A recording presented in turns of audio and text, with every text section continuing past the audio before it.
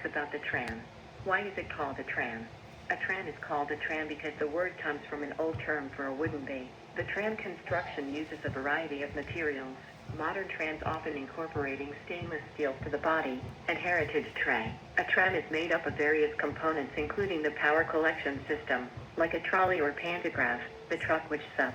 Trams use electricity to move. Trams need electricity to power their electric motors, which convert the electrical energy into. This system is efficient, quiet, and produces no direct emissions, making it an environmentally friendly form of public transport. The electricity is most commonly supplied through overhead power lines by a pantograph or trolley pole, which the tram uses to